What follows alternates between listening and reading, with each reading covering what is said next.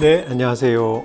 원장님, 스마트폰을 많이 보면 사시가 될 수도 있다는 기사를 제가 본 것 같아요. 그게 아마 그럴 가능성에 대해서는 예전에도 얘기가 있었는데 요즘은 거의 그걸 뒷받침하는 데이터들이 있나 봐요. 후천성 뇌사시가 많이 생기고 있다고 하는데 그게 아마 원인이 스마트폰일 거로 의심이 된다는 그런 역학 결과들이 많이 있는 것 같아요. 성인이 되어서도 사시가 생길 수 있나요? 사시가 이제 뭐 내사시, 외사시 이런 게 있는 건 알죠. 그러니까 눈이 안쪽으로 몰리는 게 내사시, 바깥쪽으로 이렇게 나가는 게 외사시인데 외사시는 나이가 조금 들면서 학동기에 생기는 경우들이 꽤 있어요. 근데 내사시는 특징적으로 선천적이거나 아니면 유아기에 생기는 경우들이 많거든요. 그래서 이제 나이가 들어서 생기는 후천성 내사시는 아주 드문 경우인데 최근에 들어서 그런 후천성 내사시들이 늘어나고 있다고 하고 실제 그것 때문에 환자분들 수술을 많이 하고 있다 그런 얘기를 들어서 굉장히 의아하다고 생각을 했었어요.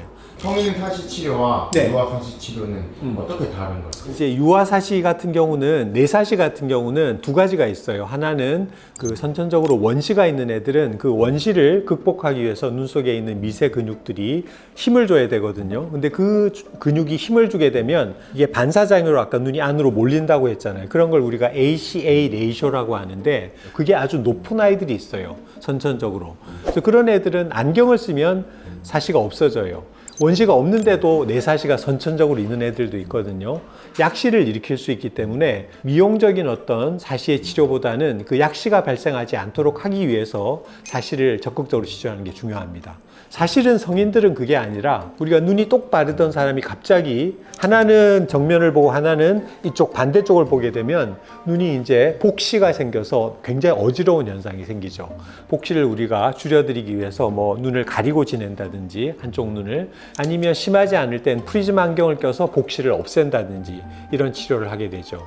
근데 이제 문제는 지금 우리가 얘기 드린 휴대전화나 이런 것들에 의한 내사시는 이게 저절로 좋아지는 게 아니란 말이에요. 일반적인 경과가. 물론 일부의 환자들은 휴대전화를 보는 시간을 줄이면 저절로 좋아질 수 있다고 돼 있지만 많은 환자들은 개선이 되지 않는다고 그래요. 그러면 이제 그건 수술을 해야 되겠죠.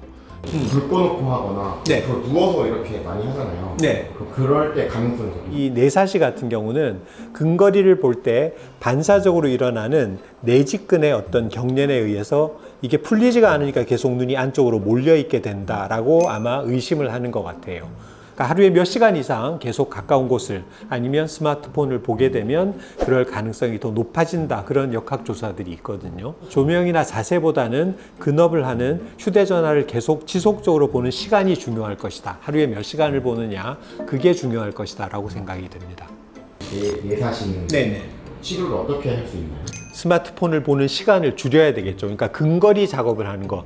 젊은 친구들 보면 글자를 깨알같이 해가지고 이렇게 가까이서 막 보잖아요. 그럴수록 눈은 피곤할 수밖에 없고 사시가 생길 가능성은 높아진다고 보거든요. 그래서 가능하면 가까운 곳을 보는 시간을 조금 줄이거나 전체 시간을 줄이는 것도 의미가 있고 계속 보는 연속된 시간을 중간중간에 조금 끊어가면서 보는 거, 그런 것들이 중요할 거라고 생각을 합니다.